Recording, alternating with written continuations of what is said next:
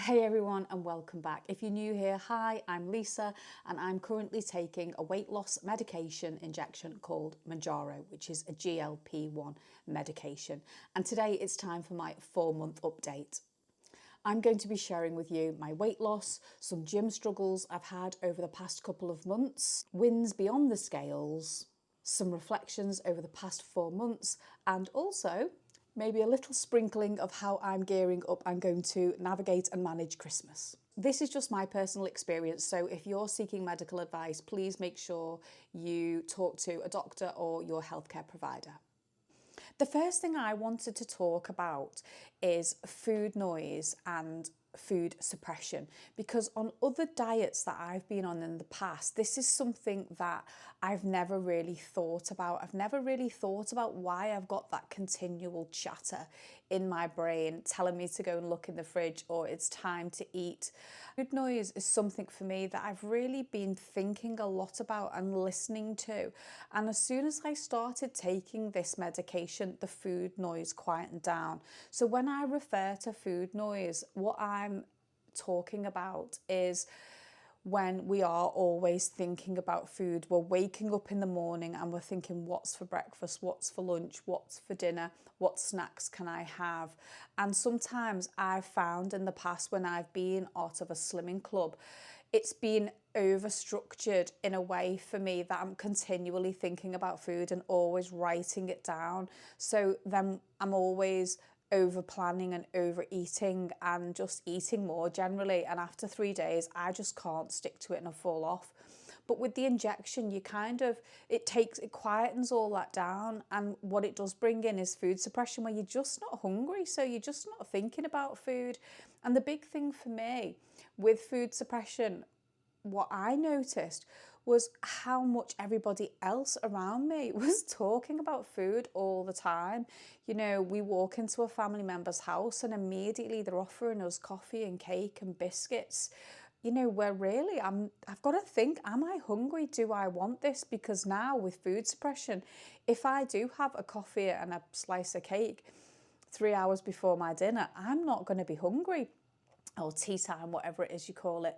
So really analysing what is going on and how you're feeling, and really just take some time and think, am I hungry? Okay, let's start with gym struggles. We're nearly at the end of November now, and probably the second week in September, I had a problem with my knee. And something happened and my knee just continually started locking. I couldn't get up off the floor, I couldn't get out of bed. Everything was just really, really tricky, and I have had to learn to sort of bend it and wiggle it in a way to unlock it or to sort of crunch it open, which isn't the nicest thing. And it resulted in me stopping going to the gym, which has had, I think, a much slower result for me losing weight. While I have been consistent and I've either lost weight or maintained, I've never put weight on since I started. Stopping going to the gym has definitely impacted lots and lots of different things, like my mental health and not wanting to sort of get out of bed in the morning, which I think this time of the year is quite normal. It's really, really difficult to be motivated, but I really know how important it is to look after yourself and to keep that muscle mass, you know, up and going. So for me, I feel like I've had a bit of a setback not going to the gym, but I've something's happened, something's changed, but that's in my month 5, so I'm not going to talk about that yet. So you're going to have to stay tuned to find out what has happened. So I think it's really important that you do try and stay active and you do move around and you do something. Instead of going to the gym pretty much 4 or 5 days a week like I was, you know, I'm trying to sort of get out every day, even if it's just for a small walk or to go somewhere, and just kind of do some kind of activity, even if it is just a short walk. But like I say, things have changed in the last 2 weeks and I feel like I'm getting back on track. Like, I'm really starting to notice my shape changing now, especially around my middle. Sometimes people refer to something called an NSV, which is a non-scale victory. And this is a victory beyond the scale. So it's not necessarily about having, oh, I've lost half a pound or I've had a weight loss this week. It's about things that happen that you're really pleased about. So for me, one of the big non-scale victories is my belt and going down the notches. And every time I go down a notch in the belt, I think, oh, that's really good. I got this subscription box this month. It's called Lucky Hero, and there was a pair of jeans in it that most of my jeans are kind of like 16s, 18s, 14s. I just feel like it's just cutting me in half. Anyway, I tried everything on in this box, and the jeans were a 16, but I felt like they were really, really big, and I thought, you know what? I love the shape and the cut of them. I'm going to send them back and change them and get a smaller size, which I did. And they've arrived today and they're absolutely gorgeous. I love them. So that is a real big thing, going down in the sizes, because when I started this journey, I was bursting out of an 18 jean and yeah, I was just like mortified. And now going into a 14 and being really comfortable, I'm really, really pleased about that. And also my clothes are like hanging off me. My husband keeps taking pictures and sending them to me going, they are hanging off you. These jeans are literally hanging off you. Look at them. But you know, for me, I do like some oversized baggy things, but I am going to show you these jeans if I can. Yeah. And this top, because I do feel like it is super baggy. I might have to take a separate picture and show you.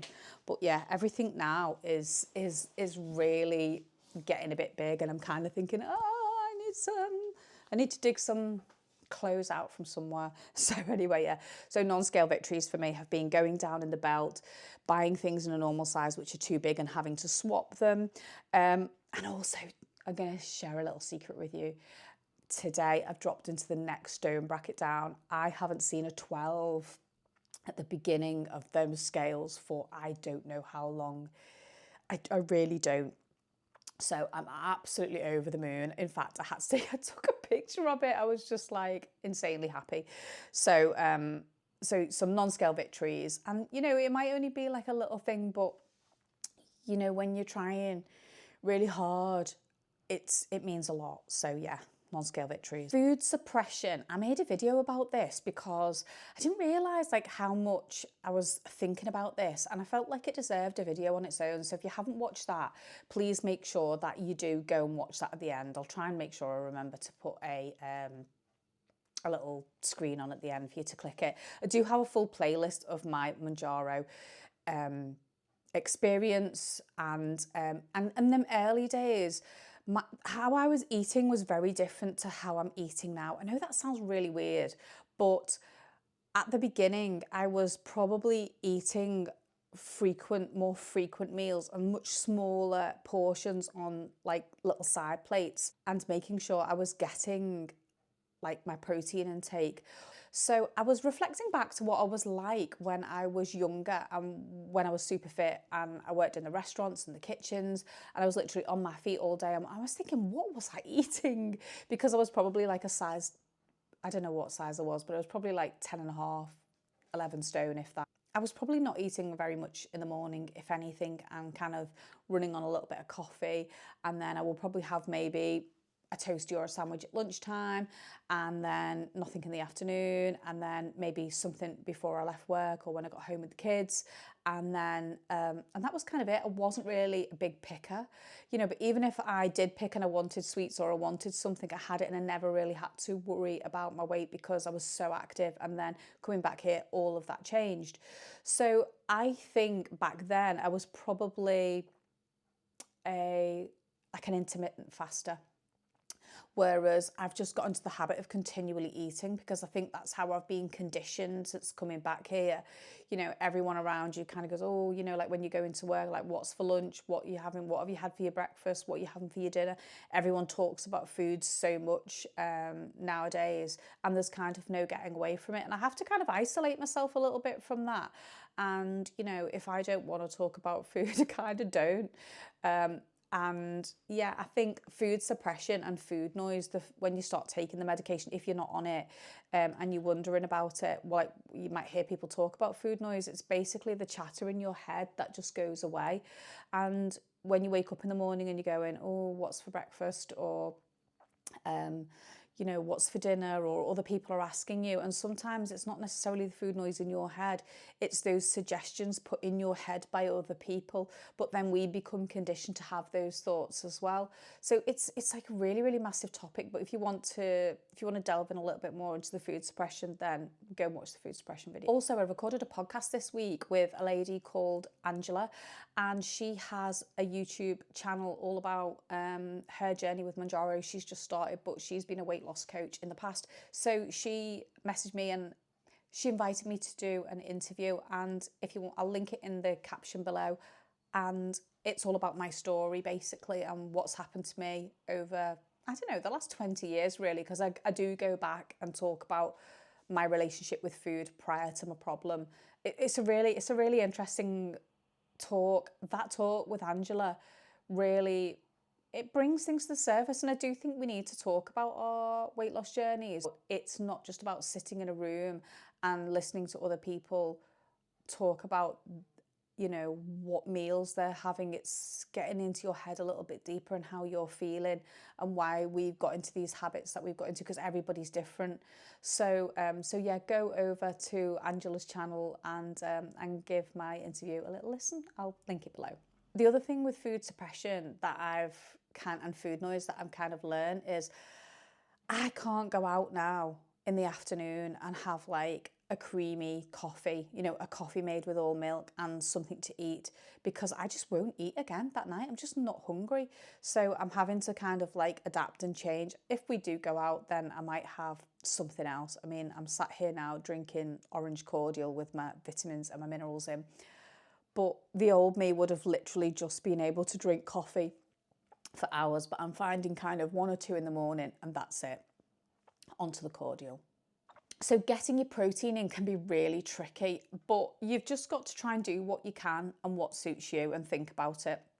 So for me, it's lots of chicken, eggs. Clear protein drinks also are really good for getting your protein in. But if you're feeling like you're not full, then up your protein, because that really, really helps. I am going to talk to you about how much I've lost, but before I do, one of the things that I wanted to talk to you about was some reflections and some advice that I've really, something that's happened to me over like the last 4 months has been portion sizes. Because I think going out to, there's been a few instances where we've gone out to restaurants. I've been out either with friends or with my husband or family. And portion sizes in restaurants, they're just massive.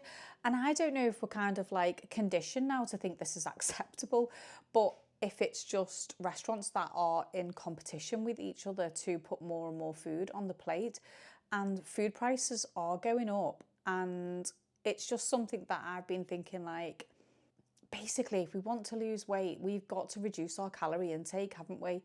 And the good thing is with the weight loss injection medication is that it does make you feel suppressed, so you do eat a lot less. So for me, I've really been noticing portion sizes and sort of calories. I went to a harvester with some friends and I couldn't believe, this was probably one of the biggest shocks, I couldn't believe the size of the portions on the plate. Now, you know, I get that you don't have to order that if you don't want to. I didn't. I ended up ordering a starter and got a salad bowl with it, and I just had that, and that was plenty for me. It was absolutely loads. But everybody else had not starters, but the salad bowl, and then these huge big plates, and even things like burger and chips, you know, and it came with loads and loads of other things like onion rings and this, and the calories in these meals has got to be over 2,000 calories, and some of them, it was just huge.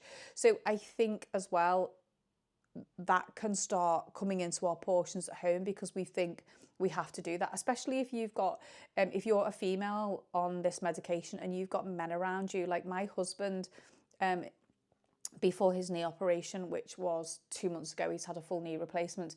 He was going to the gym twice a day, and you know, his muscle mass was quite high and he needed 2,800 calories a day. But when he plates things up, he does plate daddy bear portion sizes. And he gives it to me and he'll go, but just leave what you don't want. But then I just keep eating and I don't have that off switch. But now I do. Now I just can't. Or I'll say, don't plate mine up. I'll plate it up. Or if it comes to me and it's got too much on and I can't cope with it, I have to go and take the food off. And I say to him, I'd rather have less and go back to the kitchen and have more if I want it. But if I don't, then I can just leave it. Otherwise, I just feel like guilty for leaving all this food on the plate.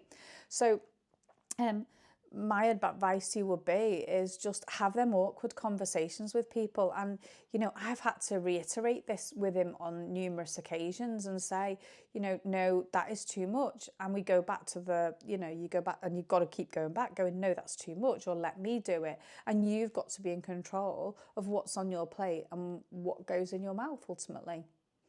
The big thing is just don't compare yourself to other people, because you know you don't know what's going on in other people's lives, to be honest with you. Some people might think my journey's been a bit slow, and let me tell you how much I've lost. So I started my weight loss journey at 14 stone 10, and that was on the 24th or the 25th of July.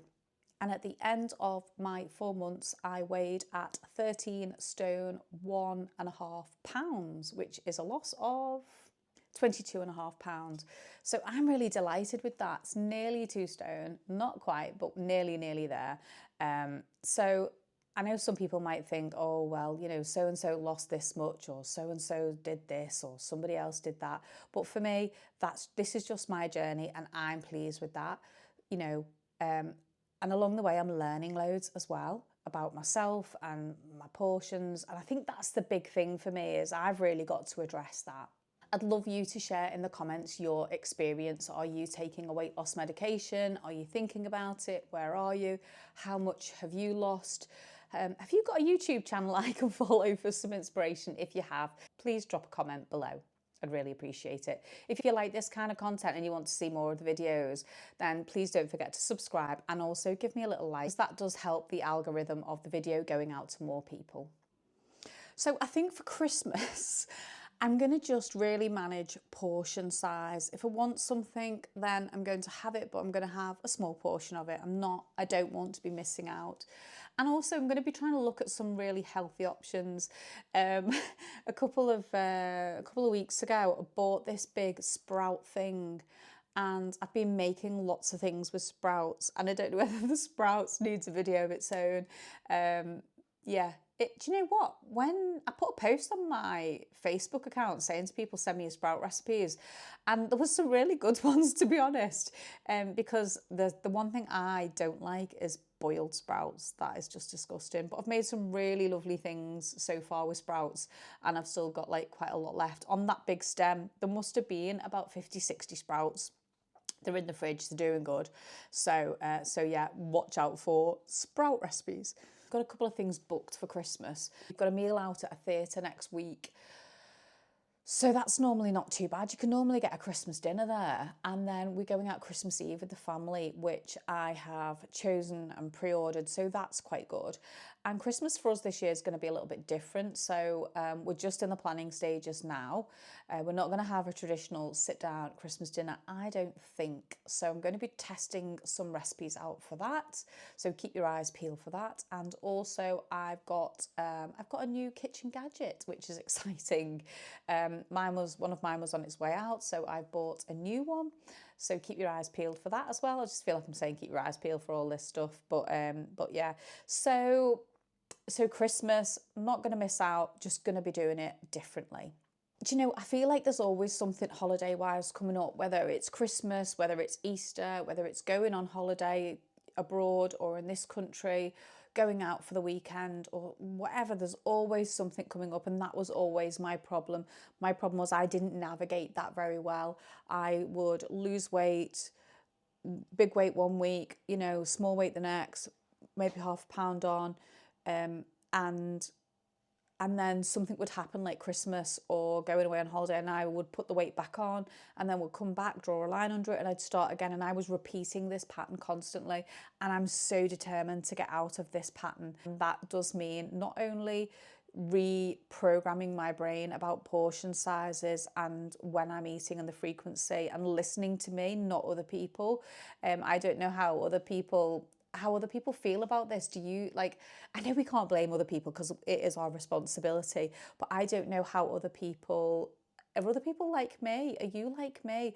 Do you feel like sometimes it's the pressure of other people always wanting to eat, or other people buying sweets and cakes and chocolates, and you feel pressured?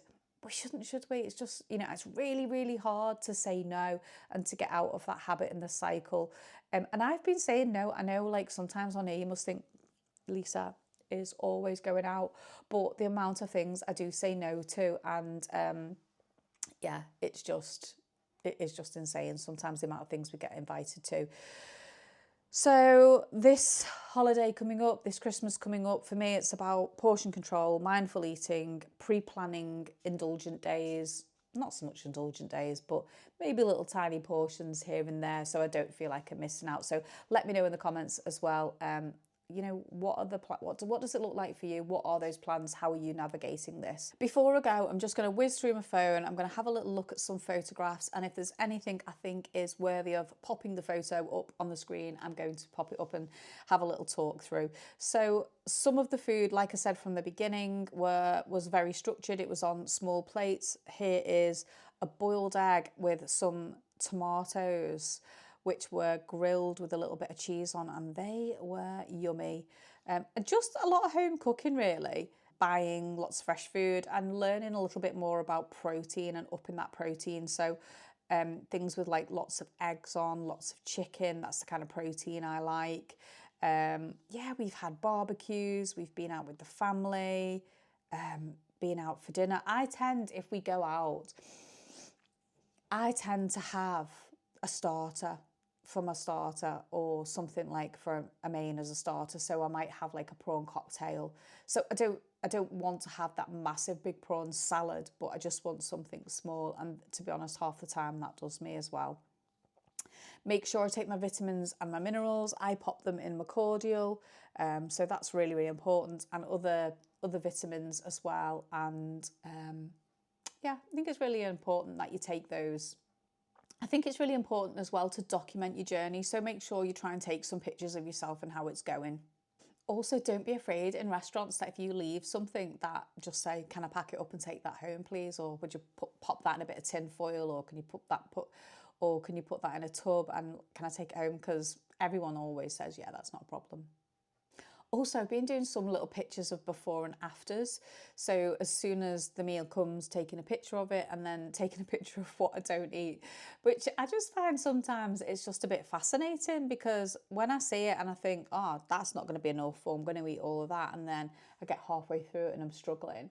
And that is the reality, is that sometimes you just got to put your knife and fork down, and that's it, it's done. This for me, it's like journaling. You know, some people like writing it down, some people like talking about it. It's just be yourself, just be mindful. If you don't want something, say you don't want it. If you don't want to go somewhere, don't go somewhere. If you do and you don't want to feel like you're missing out, just take it easy. And you know, less is more sometimes, isn't it? I'm not a big drinker of alcohol, so I can't give you any tips or advice with that. But with food, yeah, just, you know, do what's right for you at the end of the day, and that's it. Please feel free to share your tips in the comments with how you're managing if you're taking a GLP-1 medication. Let me know where in the world you're watching from, and thank you very much for watching, and I'll see you next time. Bye.